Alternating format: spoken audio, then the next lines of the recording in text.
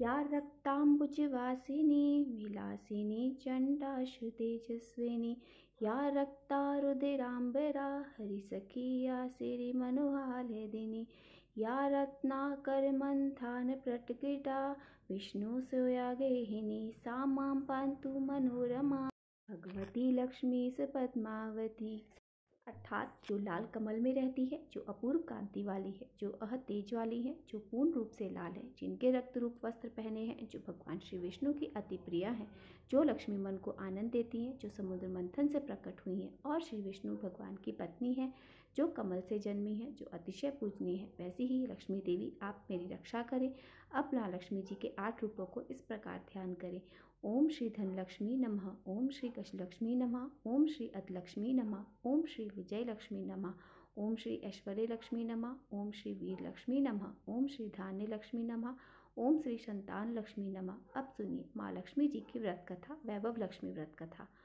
बोलिए लक्ष्मी माता की जय हो। एक बार एक बहुत बड़ा शहर था। इस शहर में लाखों लोग रहते थे। पहले के ज़माने में लोग एक साथ रहते थे और एक दूसरे के काम भी आते थे, लेकिन नए ज़माने के लोगों का स्वरूप अलग है।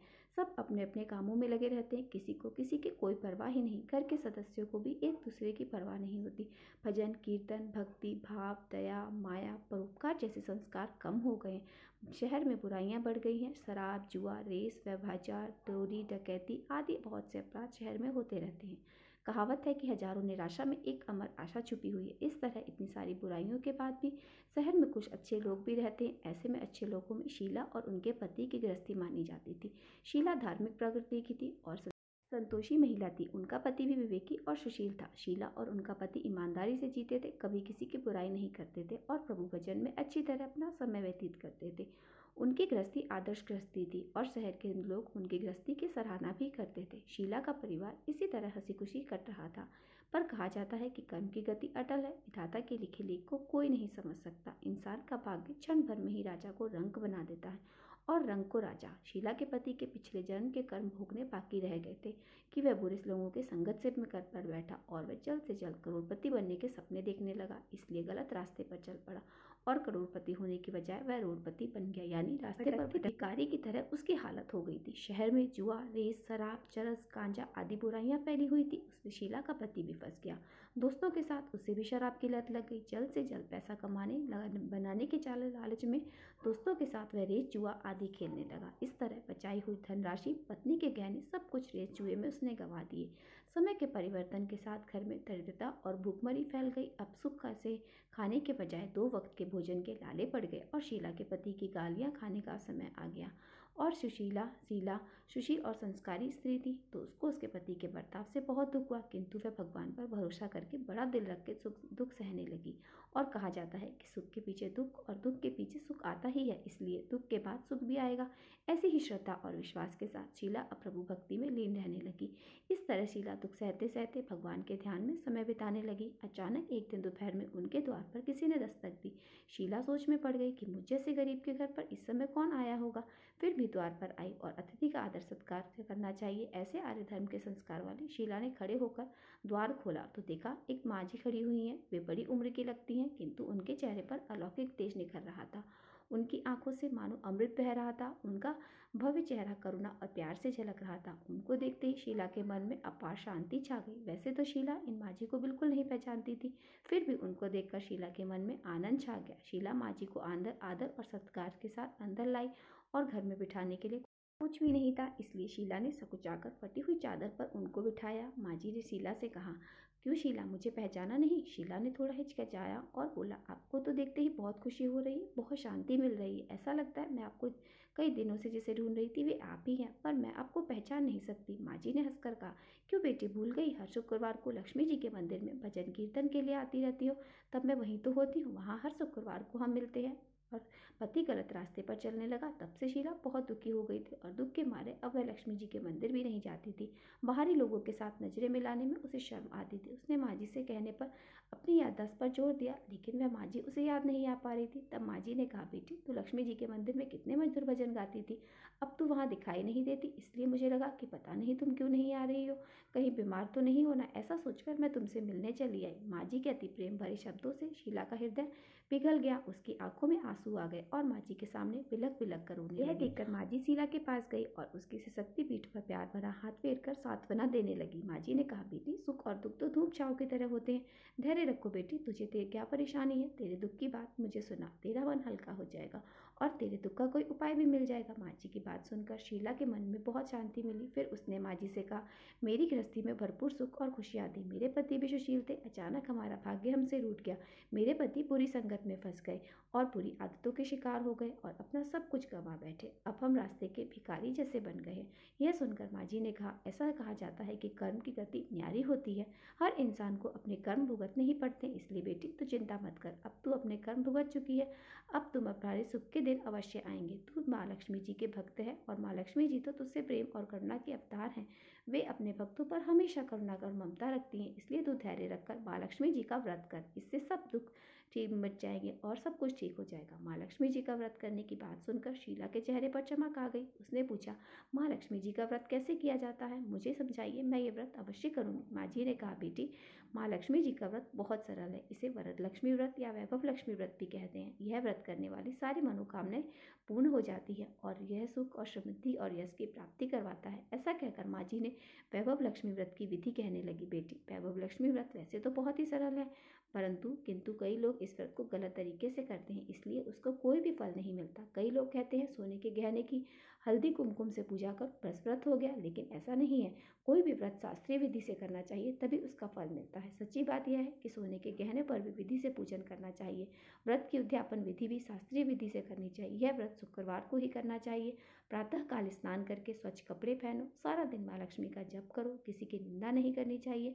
शाम को पूर्व दिशा में मुंह करके साफ आसन पर बैठ जाओ। सामने चौकी रखकर उस पर साफ कपड़ा बिछाओ और उसके ऊपर चावल का छोटा सा ढेर रखो और उस ढेर पर पानी से भरे तांबे का कलश रखकर एक कटोरी रखो। उस कटोरी में एक सोने का गहना रखो। सोने का ना हो तो चांदी का भी चलेगा, चांदी का ना हो तो नकद रुपया भी चलेगा। फिर घी का दीपक और धूप जलाकर माँ लक्ष्मी जी के स्वरूप बहुत हैं और माँ लक्ष्मी जी के श्री यंत्र अति प्रिय है। इसलिए वैभव लक्ष्मी व्रत में पूजन करते समय सबसे पहले श्री यंत्र और लक्ष्मी जी के विधि स्वरूपों का सच्चे मन से दर्शन करो। इसके बाद लक्ष्मी स्तवन का पाठ करो। बाद में कटोरी में रखे हुए गहने या रुपए को हल्दी कुमकुम और अक्षत चढ़ाकर पूजा करो और लाल रंग का पुष्प चढ़ाओ। शाम को कोई मीठी चीज बनाकर उनका प्रसाद रखो। ना हो सके तो शक्कर या गुड़ भी भोग लगा सकते हो। फिर आरती करके 11 बार सच्चे हृदय से जय माँ लक्ष्मी बोलो। बाद में 11 या 21 शुक्रवार यह व्रत करने का दृढ़ संकल्प लो। माँ के सामने कहो और जो मनोकामना पूरी करने के लिए माँ लक्ष्मी जी से विनती करो। फिर माँ का प्रसाद सब में बांटकर थोड़ा प्रसाद अपने लिए भी रख लो। अगर मन आप में शक्ति है तो सारा दिन उपवास रखो, सिर्फ प्रसाद खाकर शुक्रवार का व्रत करो। शक्ति ना हो तो एक शाम को भोजन प्रसाद का ग्रहण करते समय खा लो। बाद में कटोरी में रखा गहना या रुपया लो। कलश का पानी तुलसी की क्यारी में डाल दो और चावल पक्षियों को डाल दो। इसी तरह शास्त्रीय विधि से व्रत करने से उसका फल अवश्य मिलता है। इस व्रत के प्रभाव से सब प्रकार की विपत्ति दूर होकर आदमी धनवान बन जाता है। संतान ना हो उसे संतान की प्राप्ति होती। सौभाग्यशाली स्त्री का सौभाग्य अखंड रहता है। कुमारी लड़की को मनभावन पति मिलता है।